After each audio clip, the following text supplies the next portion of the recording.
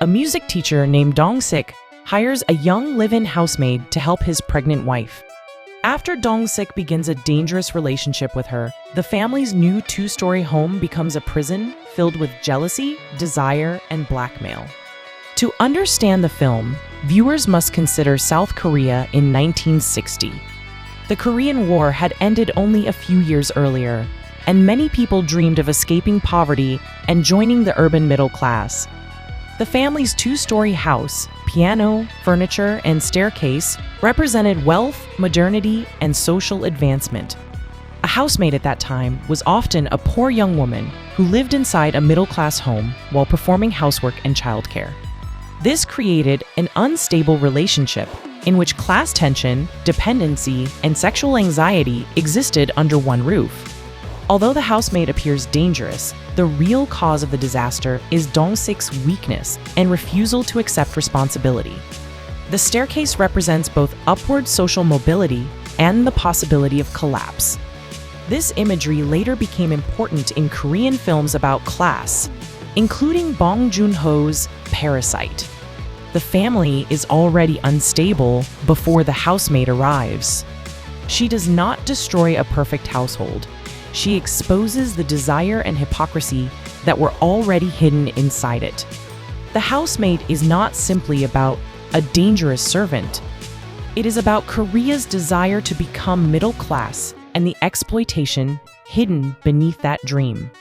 Martin Scorsese's support also helped bring international attention to the film's restoration and preservation.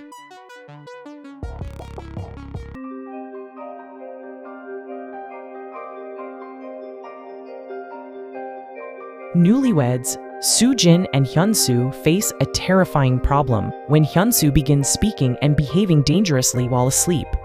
After the birth of their child, Soo-jin becomes convinced that her husband may harm the family. The film is set in a typical Korean apartment.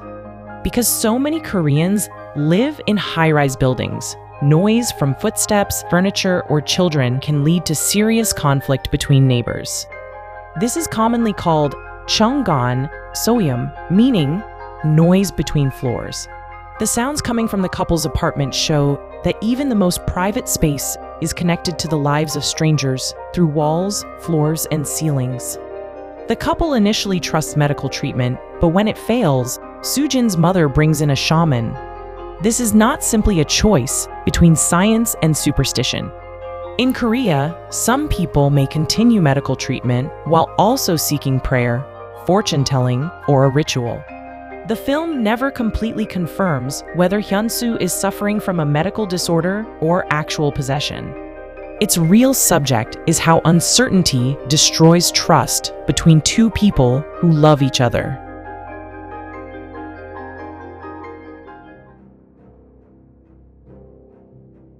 In a quiet rural village, residents suddenly develop a mysterious illness and begin murdering their own families.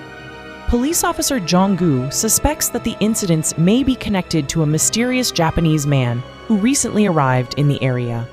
When Jong-gu's daughter begins showing the same symptoms, the case moves from criminal investigation into the realm of possession and spiritual evil. The Korean title refers to the actual place name, Gokseong, meaning a fortress in the valley.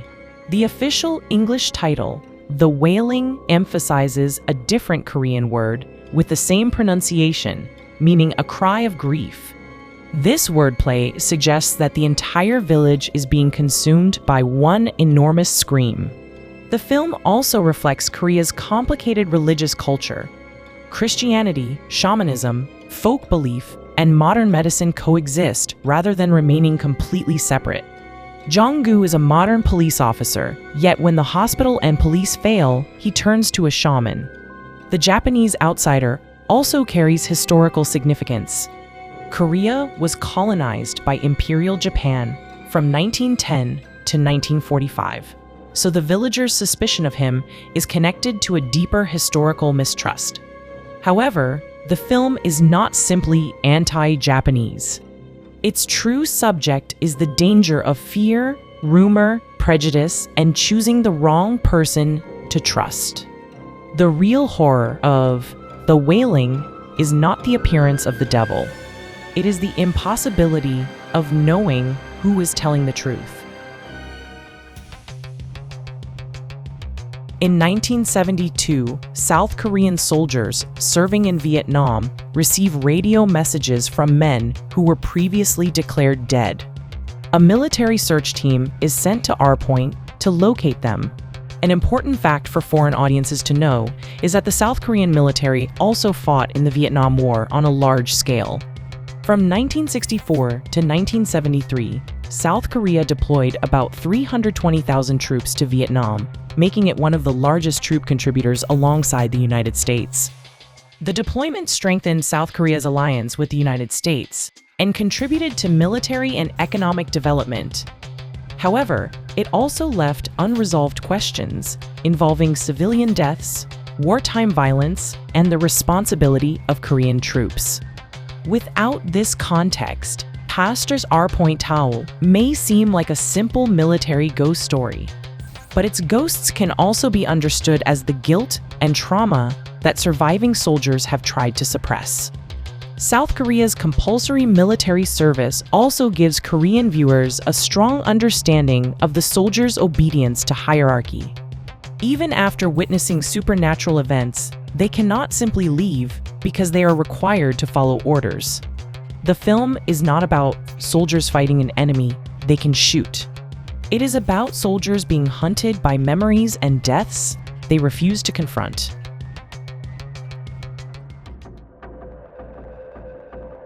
After leaving a psychiatric hospital, Soo-mi returns to an isolated country house with her younger sister, Soo-yeon. There, they live with their emotionally distant father and unstable stepmother as disturbing events begin to occur. The film is a modern reinterpretation of the story of Janghwa and Hongryeo, a famous Korean folktale. In the original story, two sisters are falsely accused and driven to their deaths by a cruel stepmother. They return as ghosts until an honest official reveals the truth. Many Korean viewers already know the basic elements of the tale: two innocent sisters, an evil stepmother, an ineffective father, and an unjust death. Director Kim Ji-woon uses these expectations to mislead the audience and transform the story into a psychological drama about trauma and guilt. The house itself represents Soo-mi's repressed memories. Its hallways, old furniture, patterned walls, and closed wardrobes appear to contain the family's hidden tragedy. The ghosts are not simply spirits seeking revenge. They represent grief and guilt that the living characters have been unable to accept. Once the truth is known, every line, glance, and room inside the house takes on a different meaning.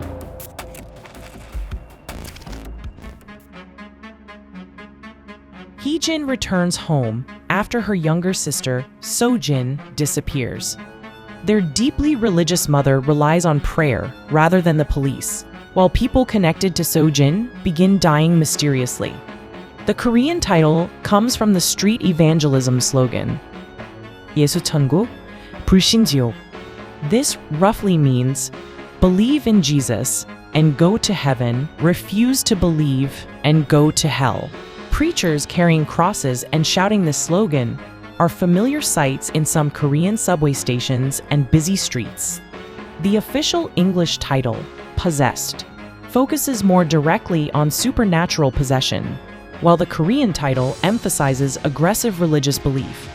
The film does not simply attack Christianity. It criticizes the way desperate people use faith to deny reality and avoid responsibility. Christianity, shamanism, fortune-telling, and folk beliefs also coexist in complicated ways in Korean society. The film brings all of them together inside one apartment building. So-jin is treated not as a child, but as a spiritual object that might provide healing, salvation, or good fortune. The true horror comes from adults who exploit another person's suffering for their own desires.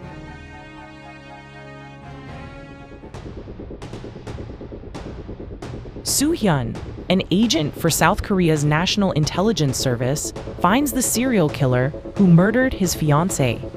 Instead of killing him or handing him over to the police, Soo-hyun repeatedly captures, tortures, and releases him. International viewers may mistake Soo-hyun for an ordinary police officer. The National Intelligence Service is South Korea's main intelligence agency, comparable in some respects to the CIA or MI5. This explains his access to surveillance, information, and specialized equipment. The film belongs to the wave of Korean revenge thrillers that became internationally popular during the 2000s. But here, revenge does not heal the victim. It creates more violence and more innocent victims.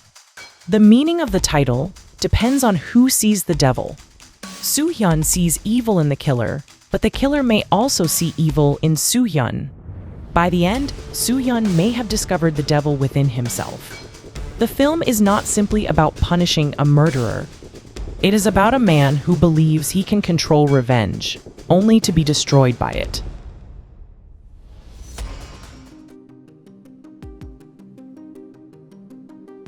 Hae-won, a bank employee from Seoul, visits an isolated island and reunites with her childhood friend Bok-nam. She discovers that Bok-nam is being abused and exploited by her husband and the other residents, but refuses to meaningfully help her. The English title, Bedevilled, emphasizes Bok-nam's suffering. The Korean title sounds like a newspaper headline or criminal investigation, telling the audience that a murder has occurred before explaining why. By naming Bok-nam as part of a murder case, the title initially defines her as a criminal. The film then asks viewers to examine the years of abuse and collective silence that came before the killings. The island is not meant to represent every Korean rural community. It is a closed society in which patriarchal violence has become extreme and normal. Importantly, older women also participate in Bok-nam's oppression. The film shows that victims of an abusive system can internalize its rules and impose them on the next generation. Hae-won considers herself more civilized than the islanders, yet she repeatedly looks away from violence. The film's central question is not only why Bok-nam killed, it is why nobody helped her before she became a killer. A mysterious infection spreads aboard a KTX high-speed train traveling from Seoul to Busan. Seok-woo, a distant and self-centered fund manager, must protect his young daughter while moving through carriages filled with infected passengers. The KTX connects Seoul, Korea's political and economic center, with Busan, a major port city in the southeast. The trapped train becomes a miniature version of Korean society, filled with passengers from different generations and social classes. Seok-woo begins as a man who cares only about himself and his daughter. His journey is not only about survival, but also about learning responsibility toward others. The government and media repeatedly failed to explain the disaster honestly, reflecting Korean anxiety about whether official information can be trusted during a national crisis. The film was released 2 years after the 2014 Seoul ferry disaster, in which hundreds of passengers, many of them high school students, died after failures in rescue and official guidance. Train to Busan is not a direct recreation of that tragedy, but images of trapped passengers and institutional failure strongly affected Korean audiences. Busan also served as South Korea's temporary capital and final refuge during the Korean War. Presenting it as the last safe city gives the destination additional historical meaning. A wealthy Korean-American family suffers from a mysterious curse affecting each new generation.